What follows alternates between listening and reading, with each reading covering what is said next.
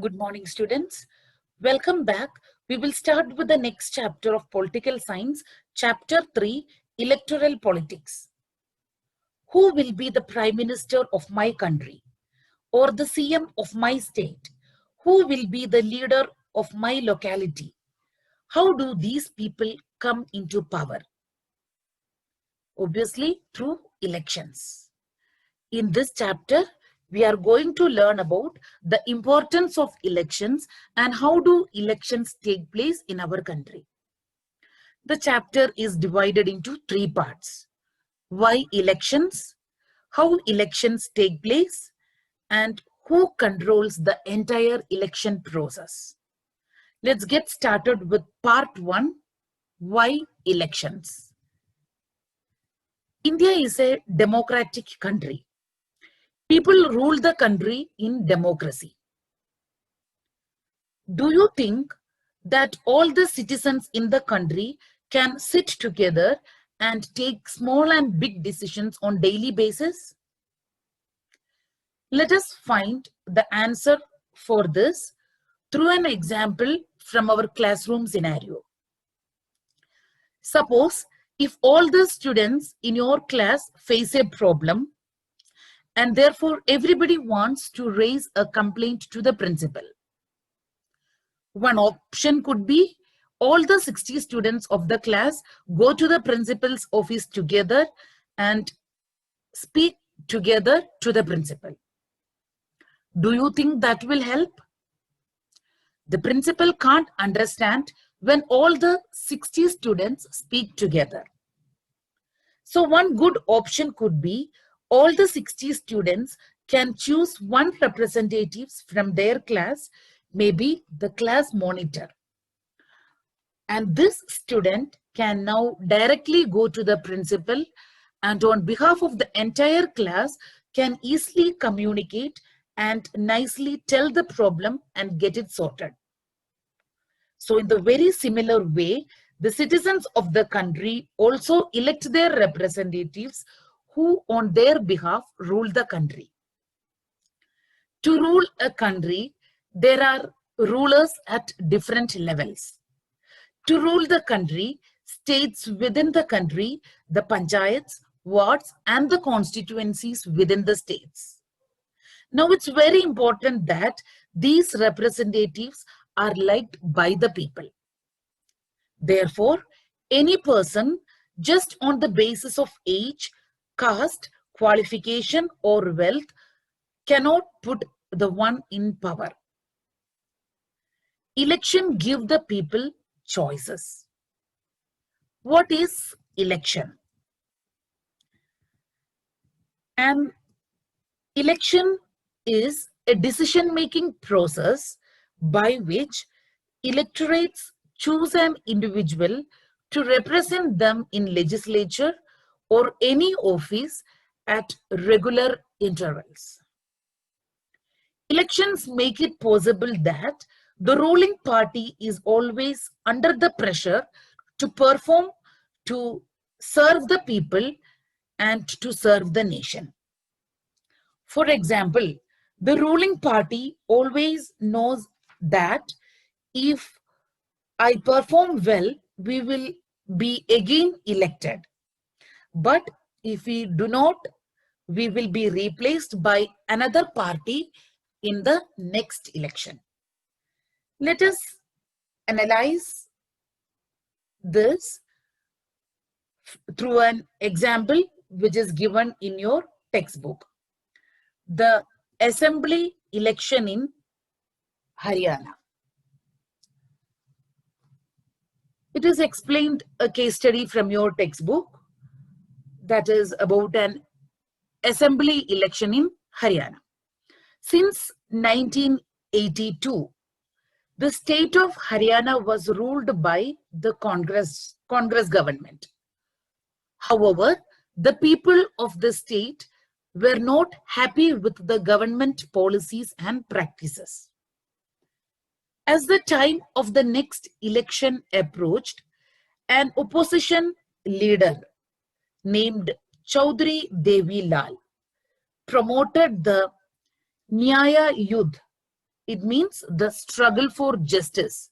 He started a movement and formed the Lokdal party and joined hands with the other opposition party against the ruling government. In the election campaign, he promised that he will waive off the outstanding loans of the farmers and the small businessmen. If his party came into power and formed the government, he promised that he will waive off the outstanding loans of the small farmers as well as the small businessmen. This promise strongly attracted many people. This promise was the key to Devilal's success. So, in the 1987 elections, the people of Haryana voted for the Lokdal party. Out of the 90 seats, they gained 60 seats and formed the government with an absolute majority. Thus, Chaudhary Devilal's party formed the government and Chaudhary Devilal became the CM of the Haryana. But that was not the end to it. After 4 years, elections happened again. Chaudhary Devilal's party did not win. So this shows that no party is permanent. It all depends on performance. Now we will analyze another example. In 2013, Delhi Assembly election, Congress was the ruling party from 1998 to 2013. It means a very long period of time. Congress was the ruling party in Delhi. But even then, in 2013, when Arvind Kejriwal from Aam Aadmi Party came up with the promise to the public that he would make India free from corruption, Aam Aadmi Party promised corruption-free Delhi. That again hugely attracted audience, and Congress was moved out of the ruling party and Aam Aadmi Party won the election. This shows that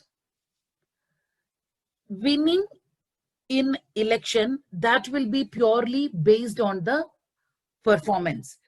It means when they are in the ruling party, if they do something good for the people, then they will be re-elected in the election, or else they will be thrown out by another political party, or else they will be replaced by another political party.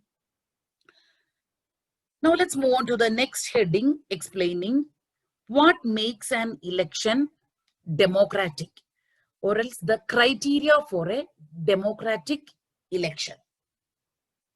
Are we sure that our elections are democratic? Now let us look quickly into the criteria that makes election democratic. The first criteria is everyone should have one vote and every vote should have equal value. The second point is there should be choices, or else there should be options for the people to choose from. Parties and candidates should be free to contest elections, and elections should offer some real choice to the voters. If all the candidates are just the same, people are not left with any choices. So in every elections, the people should get choice, or else if an election, that is one of the main criteria for a democratic election. In a democratic form of election, people have the choice. People have the choice to elect their representatives from the different political parties. Then the third point is election must happen at regular intervals of time, so that the ruling party know that if they do not perform well, or if they do not meet people's expectations, they might be thrown out in the next election. The fourth point is people's choice should win. That is people's choice, that is the candidate chosen by the people must win in the election.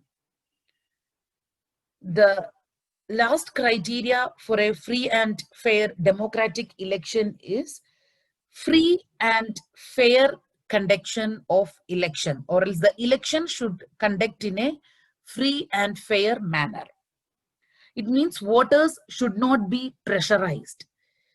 They should not be threatened, or they should not be bribed to vote. Elections should conduct in a free and fair manner. So these are the criteria for a democratic election. If all these criteria match, then we can say that the election conducted in a free, in a democratic way.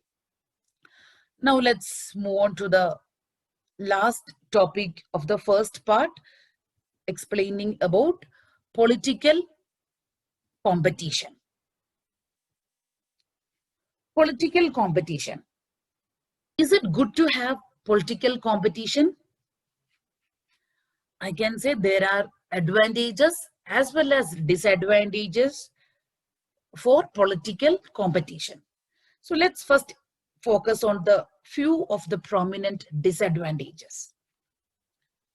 The greatest impact of the political competition is the sense of disunity that arises among different groups. So the first and the foremost disadvantage of the political competition is the sense of disunity that arises among different groups, or else among the different political parties.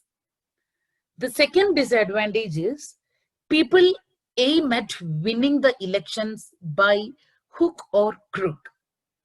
It means the people will take different methods to win in the election. It means their primary aim is only to win in the election. So for that, the parties and the candidates often use dirty tricks to win elections. So that is also another disadvantage of the political competition.